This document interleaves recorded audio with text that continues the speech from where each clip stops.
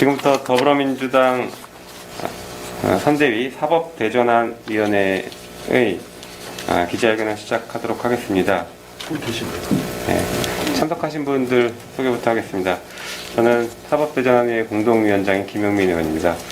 그리고 그 사법대전환위원회 공동위원장이신 김남준 위원장님 모셨습니다. 그리고 황운하 의원님 모셨습니다.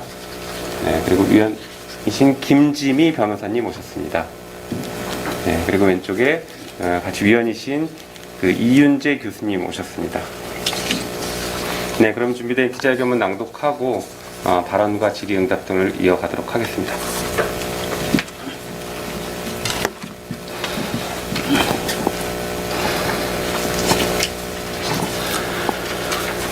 예, 국민의힘 윤석열 후보 검찰 공약 관련 사법대전환위원회 기자회견을 시작하겠습니다. 국민의힘 윤석열 후보는 지난 14일 발표된 사법 공약을 통하여 대한민국을 다시 검찰 제국으로 만들겠다는 의지를 천명하였습니다. 법무부 장관의 검찰총장에 대한 구체적 사건에 대한 수사지휘권을 폐지하고 검찰 예산을 독자적으로 편성하겠다고 하였습니다. 고위공직자 범죄수사처의 권한을 축소 또는 평가를 거쳐 공수처를 폐지하겠다고 합니다. 지금도 통제가 어려운 검찰 권력을 무소불위의 권력으로 만들겠다는 것입니다. 상권 분립이 아닌 사건 분립을 선언한 것입니다. 문재인 정부의 권력개혁 계획을 무위로 돌리고 검찰에 지금까지 가진 적 없었던 권한까지 부여하고 있습니다. 이 공약이 실현될 경우 검찰은 형사사법 전반에 관한 권한인 수사권, 기소권, 공소제기 및 유지권, 형집행권을 넘어 직접 예산 편성까지 가지게 됩니다.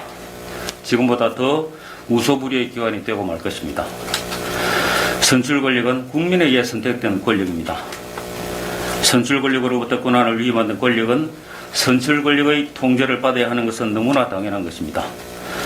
법무부 장관의 수사지휘권이 폐지될 경우 권한을 위임받은 권력인 검찰이 국민으로부터 선출된 권력으로부터 통제를 벗어나게 됩니다.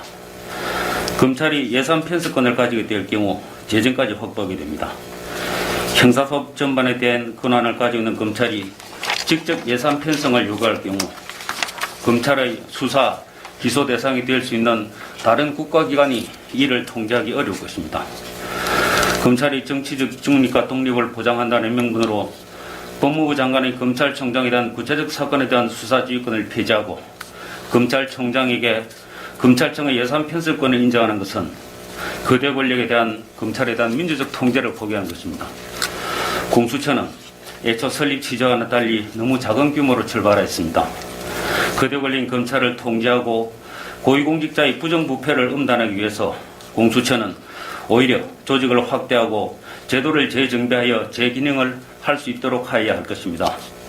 경찰 조직의 1000분의 1, 검찰의 100분의 1에도 미치지 못하는 공수처의 이첩 요청권과 경찰의 공수처에 대한 통제 의무를 폐지하는 것은 공수처를 무력화하는 수단입니다. 공수처의 무력화는 결국 검찰 독재의 회귀가 될 것입니다. 윤 후보는 작년 말 새시대 준비위원회 유튜브에 출연해 대통령에 대하여 임기 5년이 뭐가 대단하다고 하는 거 보면 너무 급이 없다라는 말로 선출 권력에 대한 인식을 적나라하게 보여주었습니다. 최근 한 언론과 인터뷰에서도 문재인 정부를 수사하겠다고 발표했습니다. 드러난 범죄 사실이 없는 상태에서 표적 수사를 하겠다는 의지를 드러낸 것입니다. 대통령에 대해서도 언제든지 검찰이 마음만 먹으면 수사 대상이 될 수 있다는 생각을 보여주고 있습니다. 윤 후보의 이런 인식은 언론관에서도 그대로 이어졌습니다. 최근에는 허위 보도를 한 언론사를 파산시키려는 강력한 시스템을 만들겠다고도 공언했습니다. 권력기관은 스스로를 통제하지 못합니다. 권력기관은 견제를 받아야 하고 권력기관 간 권한은 균형을 이루어야 합니다. 검찰은 지금도 너무 많은 권한을 가지고 있고 견제를 받지 않고 있는 기관입니다. 윤 후보는 지금도 견제를 받지 않고 있는 기관인 검찰의 권한을 더 강화하겠다고 하고 있는 것입니다. 원칙적으로 법률 전문가인 검사는 본연의 업무인 기소 및 적법 절차 통제를, 수사기관인 경찰은 수사를 하도록 하여야 합니다. 물론 제도 정비는 범죄 대응 능력을 고려하여 체계적으로 진행되어야 할 것입니다. 수사기관은 지금보다 더 전문화되어야 합니다. 다시는 사법농단과 같은 사태가 발생하지 않고 국민의 법원이 되도록 법원도 개혁되어야 합니다. 범죄 피해자도 지금보다 훨씬 두텁게 보호되어야 합니다. 실효적인 전관 규제도 이루어져야 합니다. 국민참여재판은 지금보다 더 활성화되어야 할 것입니다. 무소불위 검찰 권력을 통제하고 국민의 자유와 인권을 보장하는 사법개혁이 이루어져야 합니다. 윤 후보의 사법개혁은 국민의 자유와 인권을 보장하기 위한 것이 아니라 오로지 검찰 제국을 만들기 위한 것입니다. 국민이 검찰을 두려워하는 나라가 아니라 검찰이 국민을 두려워하는 나라가 되어야 할 것입니다. 윤 후보의 사법개혁 공약은 철회되어야 합니다. 이상입니다. 그러면 다음으로 오늘 참석하신 분들의 발언을 간단히 좀 이어가도록 하겠습니다. 혹시 발언하실 분 계십니까? 황운하 의원님.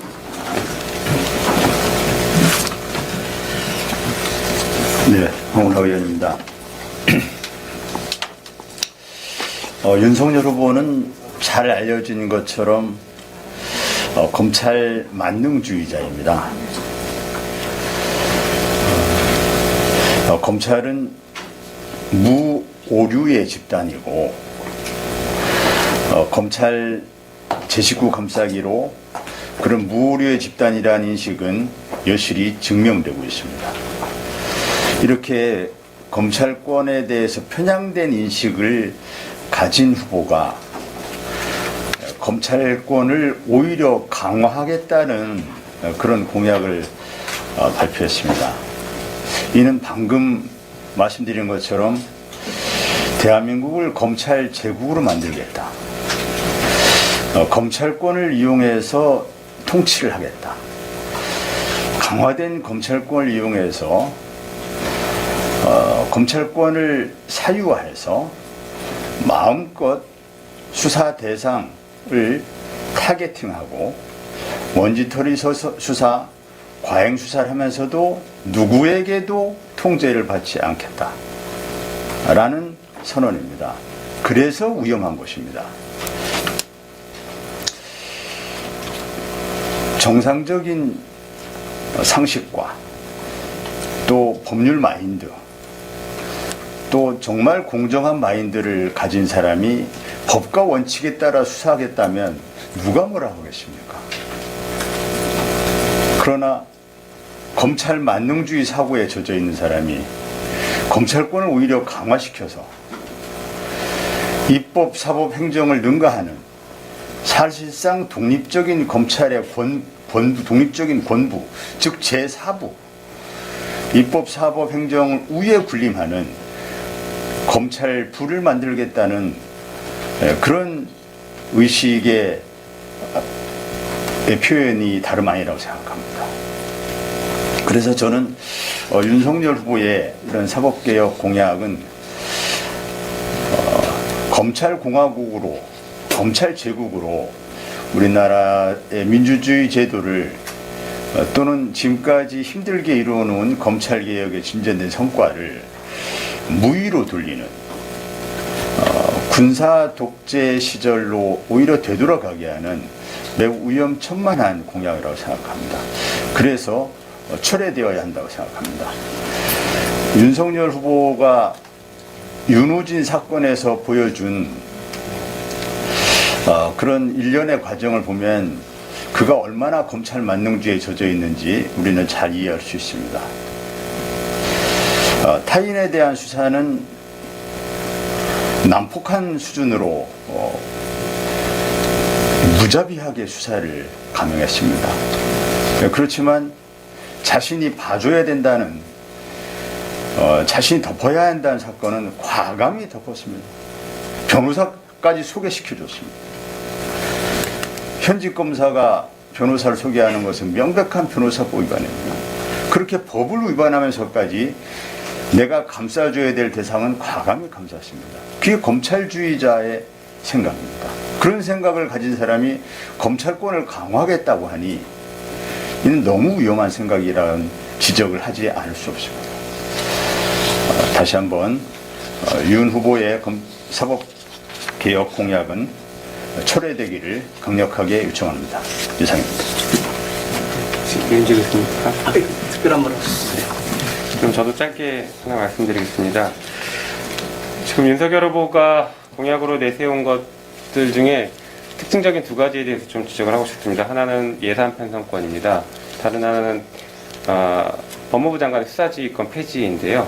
먼저 예산 편성권부터 말씀드리면 지금도 검찰총장의 특활비가 어디에 쓰였는지 전혀 알 수 없다. 심지어 윤석열 후보 같은 경우에는 검찰총장 시절에도 정치를 하겠다라는 뜻을 국정감사 내에서도 펼쳤기 때문에 그 돈이 윤석열 후보가 정치를 하는 데 쓰였는지 아니면 진짜 검찰의 수사를 하는 데만 쓰였는지 이런 것들을 외부에서 알 수가 없습니다. 그나마 통제가 조금이라도 가능한 것은 법무부에서 예산을 편성하기 때문에 특활비를 법무부에서 대검으로 보내줍니다. 그리고 나중에 그 사용에 대해서 계략적인 감사를 할 수가 있습니다. 그런데 지금 검찰에게 예산 편성권을 준다라고 하면 그마저도 다 통제받지 않고 특활비는 정말 검찰총장 마음대로 아무렇게나 막 쓸 수 있다. 그리고 그것마저도 전혀 감시받지 않겠다라는 취지입니다. 그리고 법무부 장관의 수사지휘권 폐지에 대해서 또 하나 좀 말씀드리겠습니다. 법무부 장관의 수사지휘권 폐지가 마치 검찰의 수사권을 독립시켜주는 것처럼 이렇게 오해가 될 수 있는데요. 그렇지 않습니다. 2008년경에 그 이명박 정부 때 KBS 정현주 사장을 배임죄로 기소해서 결국에 쫓아냈던 사건 기억하실 겁니다. 그 사건이 최근에 검찰 과거사위원회에서 재조사됐는데 그때 당시 임채진 검찰총장이 한 진술입니다. 잠깐 읽어드려 보겠습니다. 검찰 수사의 경우 이명박 정부 출범 초기부터 장관의 간섭이 심하였고 심지어는 장관이 직접 일선 검사장에게 전화하여 이래라 저래라 하는 사례들도 있었습니다. 장관이 일선 검사장한테 수사 지휘하지 못하도록 검찰청법에 있는데 이렇게 위반했다라는 것입니다. 참다 못해 2008년 5월 장관에게 전화를 하여 법무부 장관은 법무행정에나 신경 쓸 것이지 옛날 현직에 계실 때 법무부가 검찰에 관여하듯 검찰 수사에 대해 이래라 저래라 하시면 안 된다. 검찰 수사 때문에 책임질 일이 생기면 총장인 내가 책임을 질 것이다. 장관이 책임지게 하지 않을 것이니 검찰 수사에 개입하지 말라. 라고 못을 박았다라고 합니다. 그럼에도 불구하고 그 후 장관이 본인 임채진 총장을 말하는 것입니다. 본인에게 전화하는 것은 어느 정도 자제하였으나 그래도 일선에 전화하는 패습은 고쳐지지 않았습니다. 자, 지금도 법무부 장관이 검찰총장에게 수사 지휘를 하는 것은 구체적 사건은 검찰총장에게만 하고 일반 검사들에게는 할 수가 없습니다. 그런데 지금 방금 말씀드린 것처럼 이명박 정부 시절에는 법무부 장관이 검사 출신이다 보니까 그냥 늘 하던 대로 수시로 장관이 일선 청에 수사 지휘를 해왔던 것입니다. 그래서 지금 법무부 장관의 수사 지휘를 없애겠다라는 의미는 지금처럼 복잡하게 공개적으로 문서로 수사 지휘할 필요 없이 그냥 아무 때나 전화해서 수사 지휘 하겠다라는 것이지 검찰의 수사의 독립성과 정치적 중립성을 지켜주겠다는 의미가 전혀 아닙니다. 그래서 이 부분을 오해가 없으셨으면 좋겠다라는 말씀을 드립니다. 이런 것들을 보면은 그 윤석열 후보의 공약은 검찰을 반대 세력을 숙청하는 기관으로 만들고자 한다라는 그런 야욕을 드러냈다고 볼 수 있습니다. 한편 그 반대 세력을 숙청하겠다라는 표현을 윤석열 총장은 모 언론의 인터뷰에서 부패 수사다 이렇게 표현을 하고 있습니다. 그러나 여러분들 아시는 것처럼 한명숙 전 총리 사건이나 채널A 사건에서 보듯이 부패 수사인 것으로 알았는데 알고 보니 검찰이 증인을 협박하거나 회유하거나 여러 가지 방식을 동원해서 증인들에게 연습을 시키거나 하는 방식을 통해서 사건을 조작했다라는 것이 지금 밝혀지고 있습니다. 심지어 윤석열 총장은 채널A 관련해서 채널A 모 기자에게 전화해서 녹음 파일이 있냐 없냐를 수시로 확인했다라고 하는 보도가 어제 오늘 나오고 있습니다. 이렇게 사건을 조작할 수 있는 가능성이 매우 높기 때문에 부패 수사다라고 쉽게 얘기할 수 있는 부분이 아니라 반대 세력을 숙청하기 위해서 검찰권을 강화하는 것이다 이렇게 볼 수 있을 것 같습니다. 네, 이상으로 말씀을 마치고 혹시 질문 있으십니까? 네, 질문이 없으시면 이상 기자회견을 마치도록 하겠습니다. 감사합니다.